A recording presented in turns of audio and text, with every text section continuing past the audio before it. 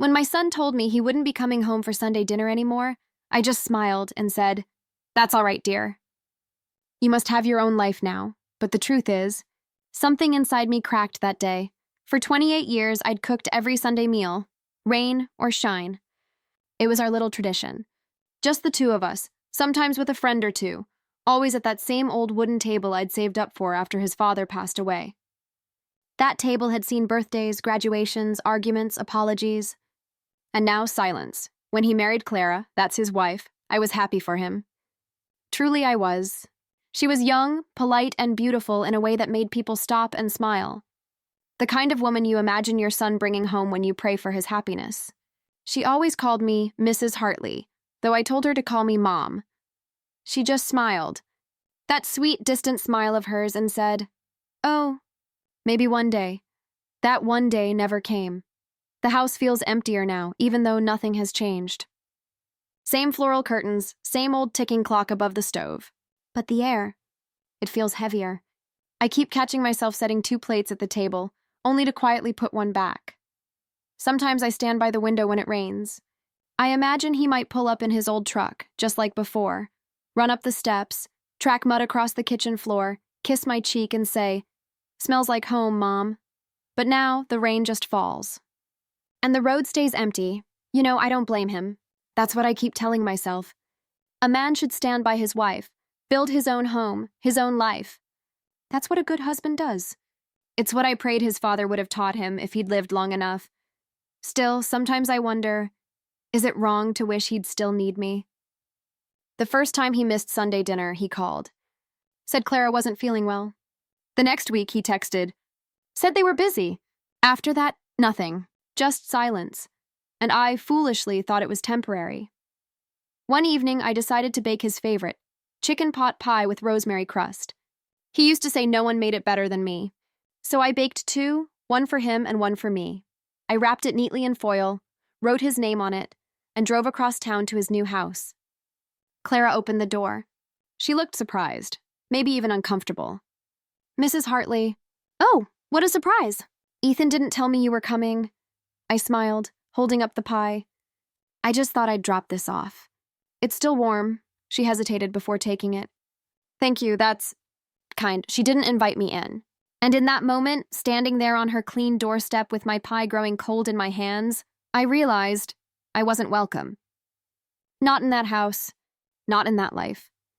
When Ethan came to the door, I saw his face, tired, a little guilty. "Mom, you didn't have to come all this way." "I know," I said, "but I wanted to." Clara stood behind him, arms folded gently, but her eyes said more than her words ever could. She wanted him to close the door. And he did. That night, I sat alone at my kitchen table, listening to the rain hit the roof. I stared at that second pie, untouched, still warm. I tried to eat, but every bite tasted like regret. I told myself it wasn't her fault. Maybe she just wanted space, privacy. Maybe I'd been too present. But something deep down whispered a truth I didn't want to face. My son was slipping away from me, not because he didn't love me, but because he was learning to love someone else more. That's the thing they never tell you about motherhood. You spend your whole life teaching them to walk, and then one day, you have to watch them walk away. I thought I was ready. But I wasn't. That night, I couldn't sleep. I kept hearing echoes. His laughter in the hall, his teenage footsteps running up the stairs, his voice calling, "Mom." I opened the old photo album, flipping through pictures, his first day of school, his high school graduation, the 2 of us at the beach. In every picture, I'm smiling. And in every picture, he's holding my hand. I closed the album and whispered to the empty room, "Do you even remember me, Ethan?" The clock ticked softly in response. When morning came, I decided to call him, just to hear his voice. He answered after a few rings, distracted. "Hey, Mom, everything okay?" I wanted to say no, that nothing felt okay anymore. But instead I said, "Of course, sweetheart. I just wanted to check in. How's Clara?" "She's fine," he said quickly. "We're just busy with work stuff." "You know how it is." "Of course," I said again. But I didn't. I didn't know how it was. We spoke for less than 2 minutes. When the call ended, the silence that followed felt louder than ever before, and that was when I realized something. This wasn't a phase. This was a goodbye. One he didn't know he'd already said.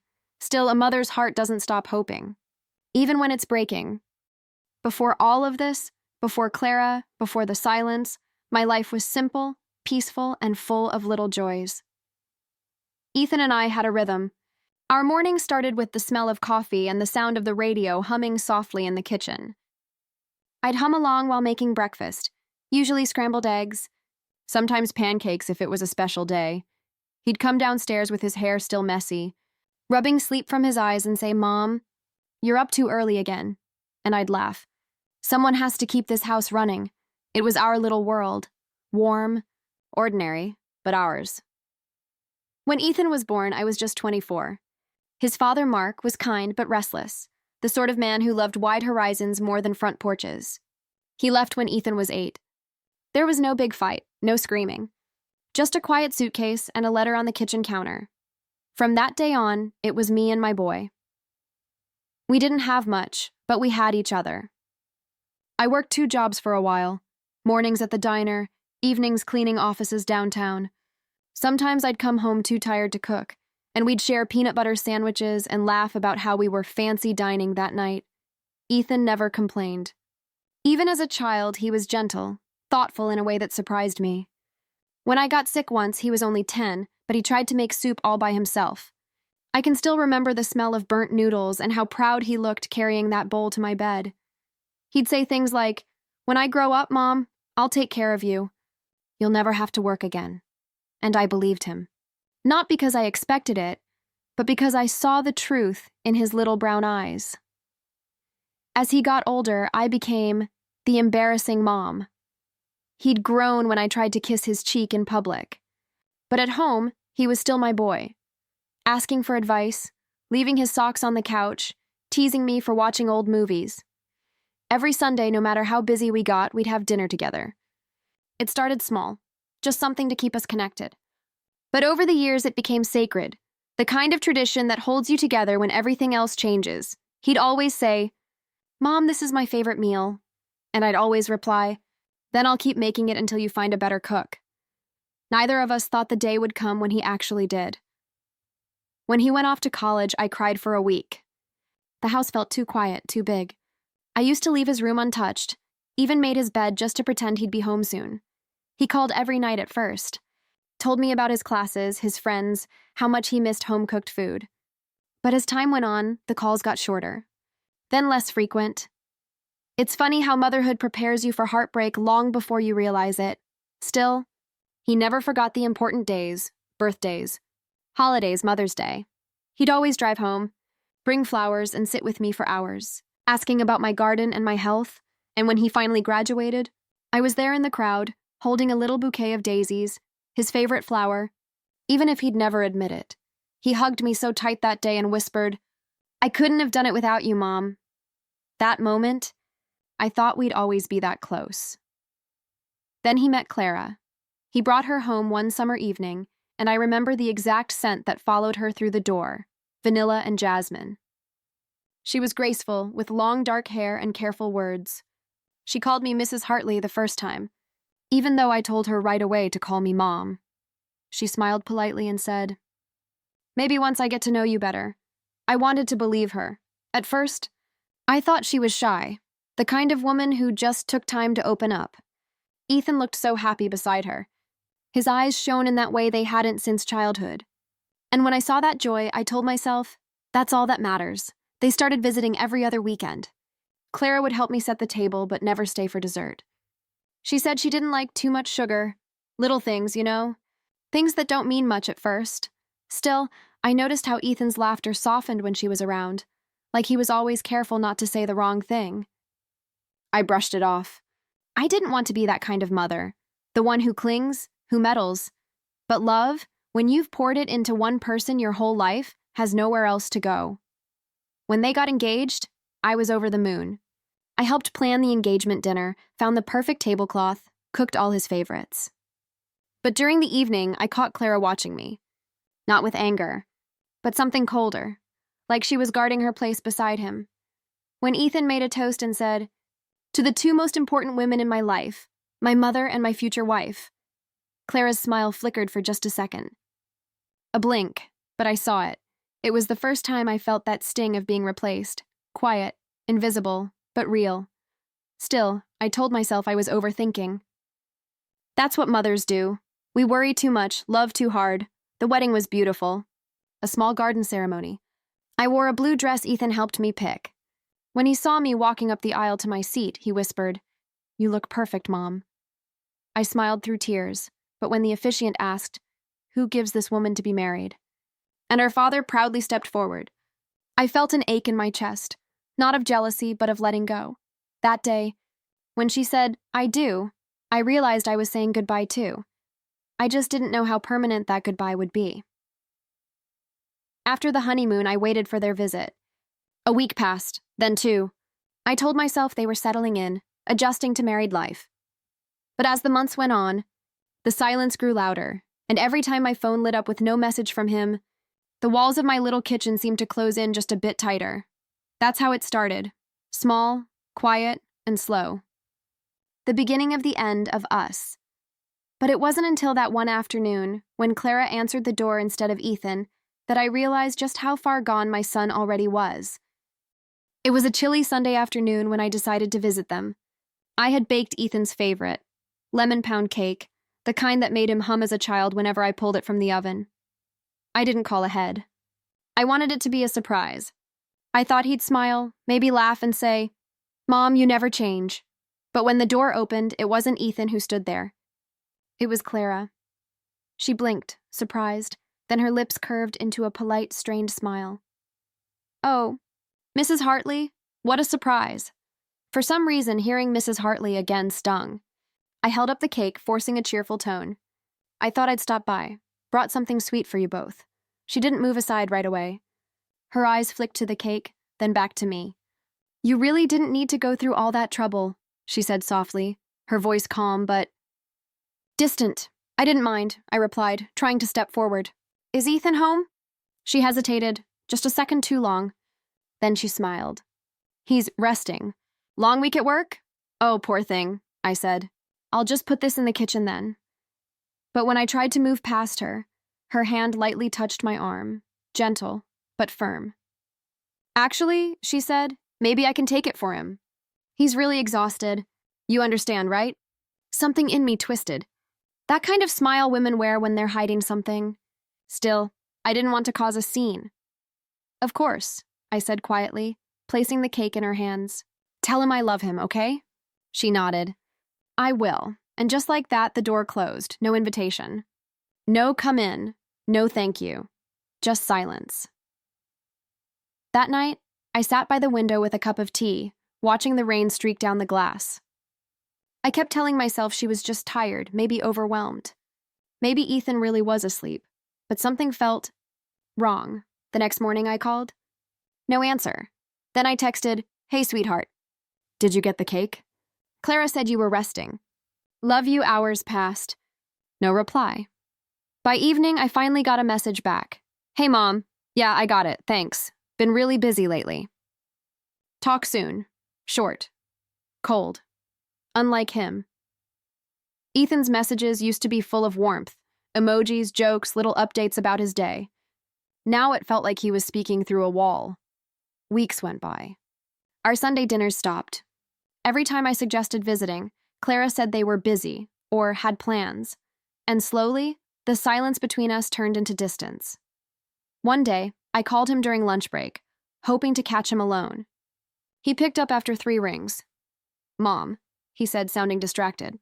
"Hey, sweetheart," I smiled, even though he couldn't see it. "I just wanted to check on you." "How's work?" "It's good. Long hours, though, I can imagine." "You're still with Mr. Donovan's firm, right?" "Yeah, still there." "Clara said you were—" "Mom," he interrupted softly. "Can we talk later? I'm in the middle of something." "Oh, of course." "I didn't mean to. I'll call you soon, okay?" But he didn't. The following weekend, I drove by their neighborhood again. Their house sat quiet and perfect. A neat little garden, 2 cars in the driveway. I parked across the street for a few minutes, watching, telling myself I'd just say hello. Through the living room window, I saw movement. A shadow passing by. Ethan. My heart lifted. I got out of the car and started walking up the path, but before I reached the door, I froze. Clara was there, standing close to him, too close. Her hand brushed his arm, and I saw her whisper something that made him laugh. That soft laugh I hadn't heard in months. But it wasn't the closeness that hurt me. It was what I saw next. He turned, and for a brief moment I saw his face. Carefree, light. A face I hadn't seen around me for so long. I realized then, he wasn't unhappy. Just different. Different when he was with her, and that difference didn't include me anymore. I left quietly before they noticed. The cake plate I'd brought last time still hadn't been returned.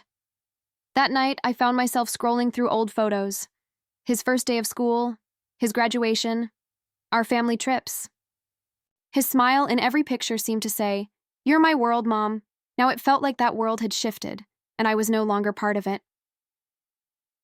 The next day, a small thing happened. Barely worth noticing, but it changed everything.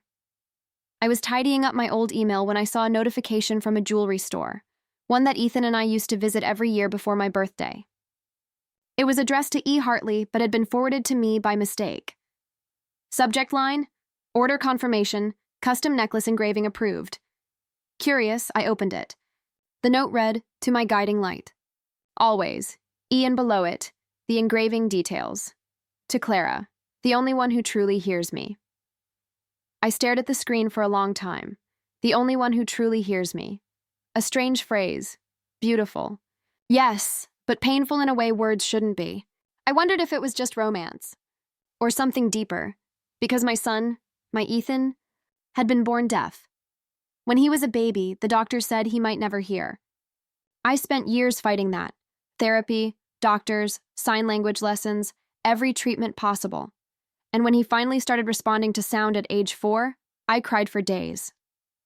It was a miracle, but now, that line, "The only one who truly hears me," it echoed in my chest like a warning, because for the first time since he was born, I felt like maybe, in some way, he'd gone silent again. And that's when I decided I had to see him. No more waiting, no more distance. I didn't know it yet, but what I'd find when I showed up at that house next would shatter everything I thought I knew about my son, his wife, and the secret they were hiding behind that perfect suburban door. It was a gray Thursday morning when I made up my mind. I told myself I was just going to drop something off, that I wasn't snooping or meddling. But deep down, I knew I was searching for something. Maybe clarity, maybe closure. I baked another cake. Not lemon this time.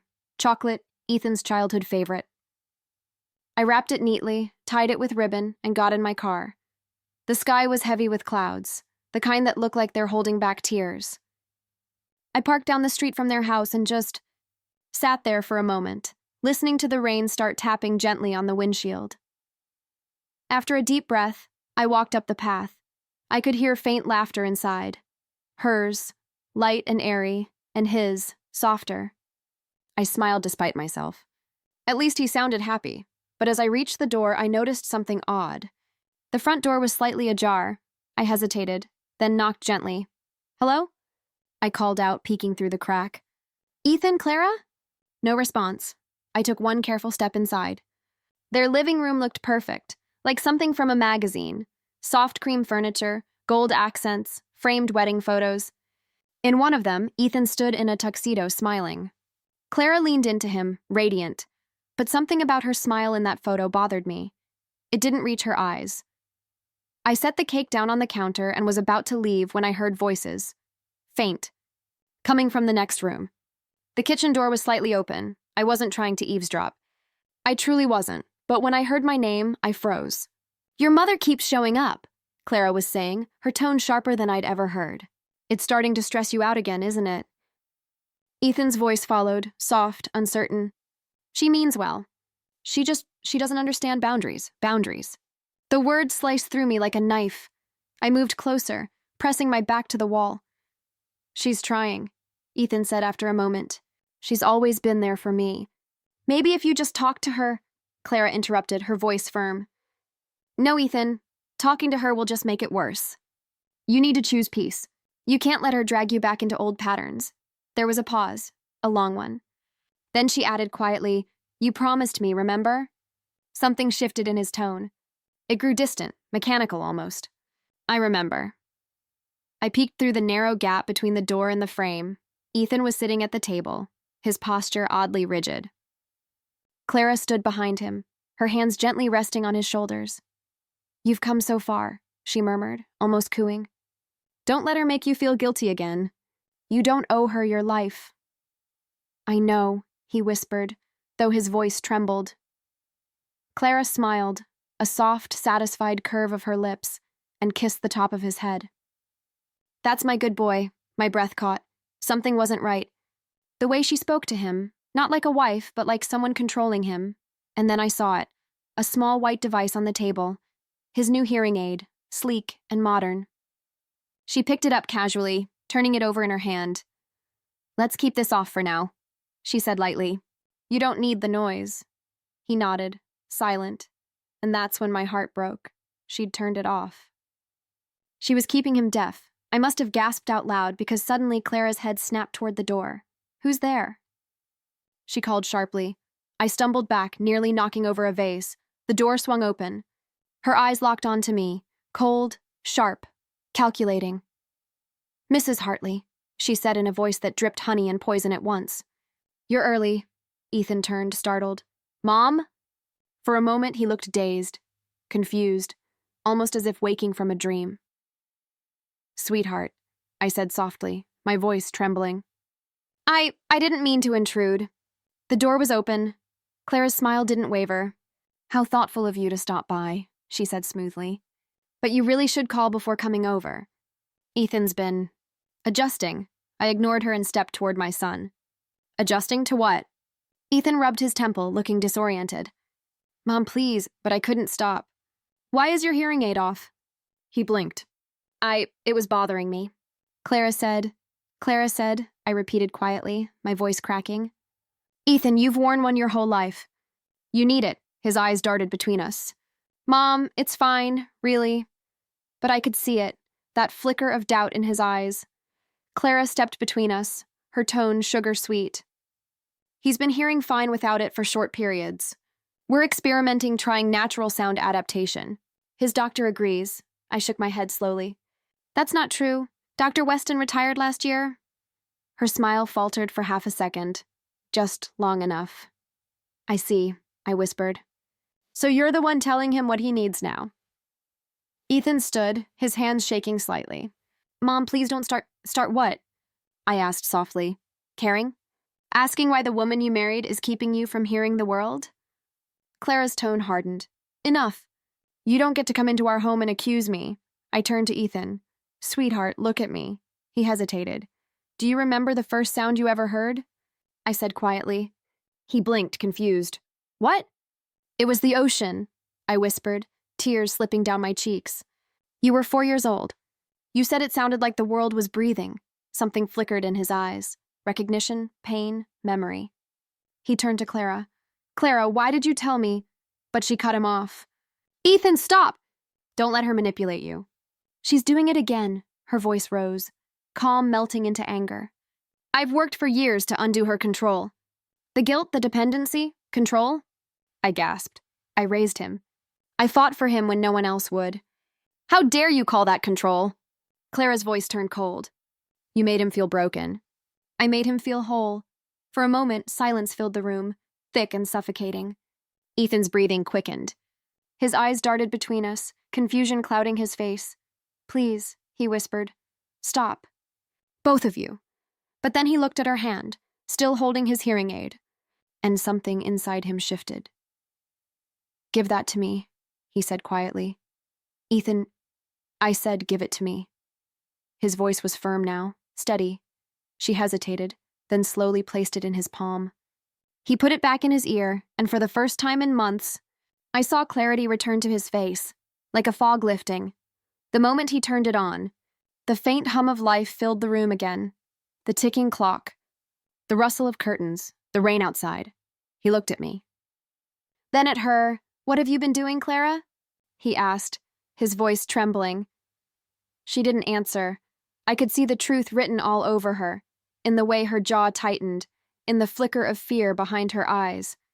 It wasn't just manipulation. It was isolation. She'd kept him deaf, kept him dependent, obedient, quiet, so she could control everything he heard, everything he believed. I felt my heart ache, not out of anger, but out of the unbearable thought that my son, after all those years of struggle, had traded one kind of silence for another. And when Clara finally spoke, her voice was low, trembling, almost pitiful. "You don't understand," she whispered. "He's better this way, calmer. The world's too loud for him." But Ethan's voice broke through, strong now. "No, you're the one who made it loud." He turned to me, tears glistening in his eyes. "Mom," he said softly. "I didn't see it." "I swear I didn't." I reached for his hand. "It's okay, sweetheart. You see it now?" Behind us, Clara stood frozen, silent, small, and exposed, and for the first time since their wedding, I saw my son, really saw him, standing tall again, hearing, breathing, free. That night I couldn't sleep, even after I drove home, even after the rain stopped and the air smelled clean again. I lay in bed staring at the ceiling, listening to the faint hum of the refrigerator in the next room. It reminded me of the sound Ethan used to make as a baby when he slept, a soft, rhythmic breath that reassured me everything was all right. But nothing felt all right anymore. I kept replaying Clara's voice in my head. Her calm, confident tone when she said, "You don't owe her your life." The way Ethan's shoulders tensed, how easily he obeyed, how long had she been doing it? How long had my son been living half-silenced, not because of his ears, but because of her words? The next morning I made a decision, not out of anger, not revenge, but because my son deserved to live free of someone else's control, even if he didn't yet understand how deep that control went. So I called someone I hadn't spoken to in a long time, Margaret. She was Ethan's childhood speech therapist, now retired, but still one of the kindest souls I knew. "Margaret," I said, my voice shaking, "it's about Ethan." She hesitated, then replied softly, "I always knew one day you'd call about him again." "Tell me everything." I did. Every word, every detail, every moment from the day I met Clara to the moment I saw her switch off his hearing aid. When I finished, there was a long silence on the line. Then she said, "Bring him to me. He needs to remember who he was before all this." Convincing Ethan wasn't easy. When I went to see him 2 days later, he looked tired, like he hadn't slept either. Clara wasn't there. She'd gone to stay with a friend, to think things over, he said. He made coffee for us, the way he used to, careful and quiet. When he handed me the cup, his hands trembled slightly. "I don't know what to believe anymore," he murmured. I reached across the table, covering his hand with mine. "Believe what you can feel, Ethan, not what someone tells you to feel." He looked up, meeting my eyes. "I thought I was protecting Clara from you," he whispered. "But maybe she was protecting me from you. That's what she said." "That you'd make me weak again," I smiled sadly. Then she never understood what strength really means. It took him another week to agree to visit Margaret. But when he did, something changed. Margaret had this way of speaking that reminded him of his younger self, firm but patient. She asked him to wear his hearing aid the whole session. She made him describe sounds, the tick of her clock, the rustle of papers, the hum of the light above them. By the end of that session, I saw something in him soften. A small, fragile spark, the same one he had as a boy when he first learned to speak clearly after months of struggle. When we left her house, he turned to me and said, "It feels like I've been underwater for years, and now I'm breathing again." Tears filled my eyes. I reached out and hugged him, whispering, "Then don't ever let anyone hold your breath for you again." But Clara didn't take her unraveling quietly. She showed up at my door one evening, her eyes red but her tone steady, too steady. "You ruined everything," she said, her hands clenched around her purse. He was finally stable. He trusted me. "You had to make him question that." I kept my voice calm. "I didn't ruin anything, Clara. I just told him the truth." Her lips curled. "Truth? You've always needed control. You hate that he doesn't need you anymore." I looked at her, really looked, and for the first time, I didn't see a villain. I saw a frightened woman trying to hold on to the only power she ever felt she had. "You know," I said quietly, I think you did love him, in your own way. But love built on fear isn't love. It's just loneliness with a pretty face. She flinched like I'd struck her. Get out of my house, she whispered. But then she did something I didn't expect. She stepped back, tears welling up. I never had anyone care for me like that, she said softly. I just didn't want to lose him, I sighed.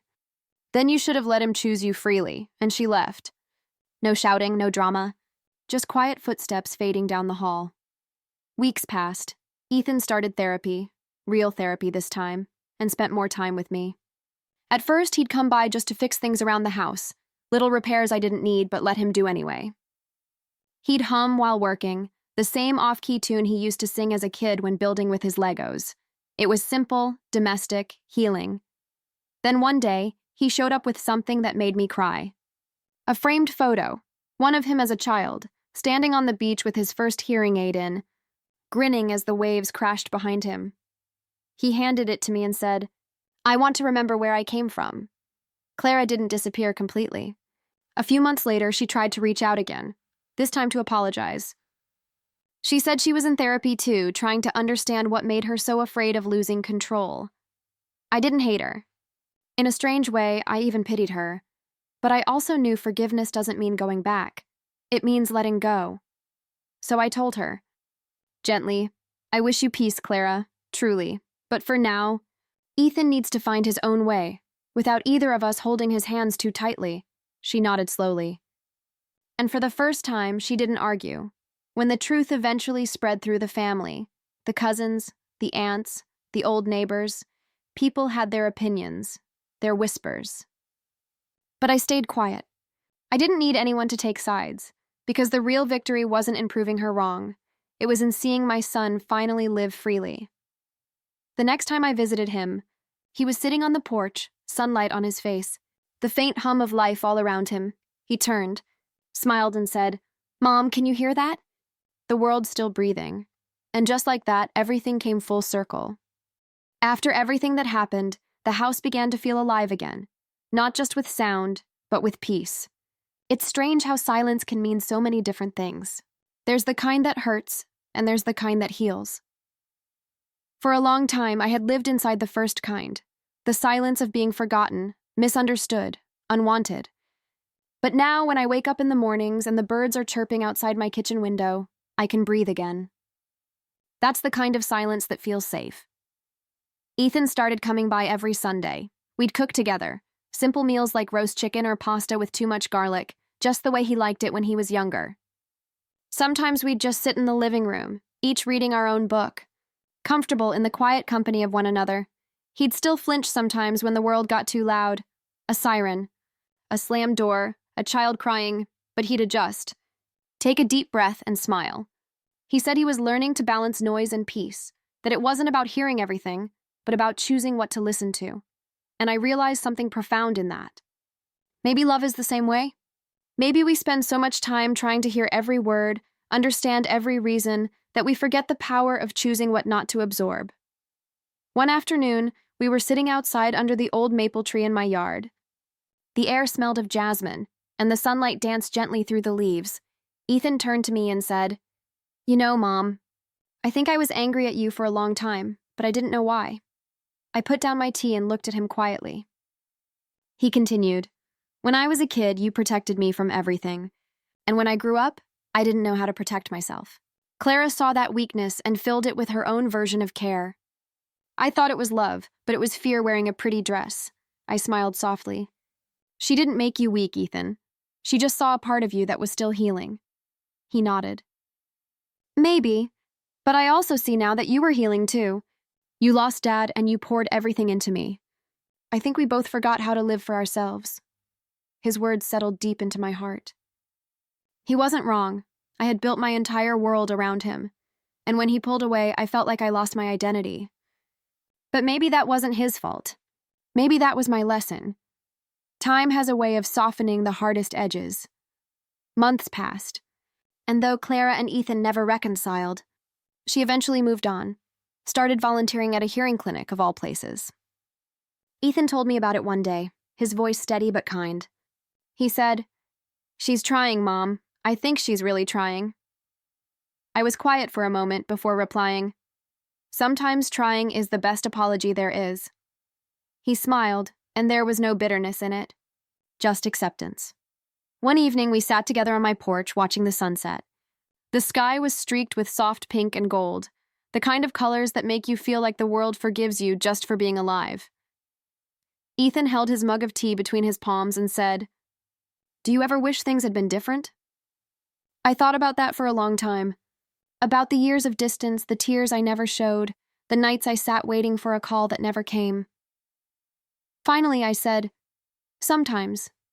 But then I think, maybe it had to happen this way. Maybe we both had to lose each other to learn how to really see each other again."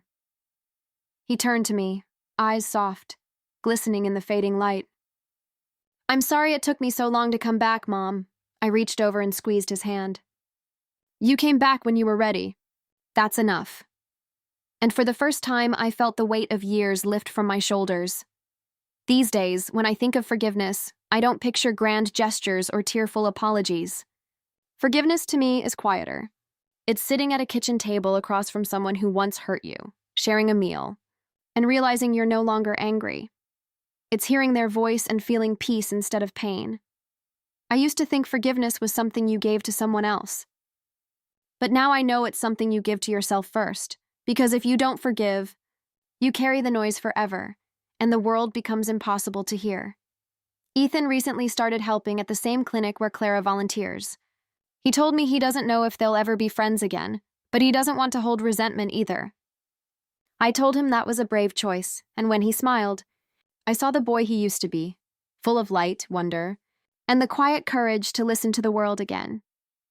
Sometimes I still catch myself looking at old photos, birthdays, school concerts, that first day he got his hearing aid. I trace his little smile with my finger and whisper, "You made it, my love.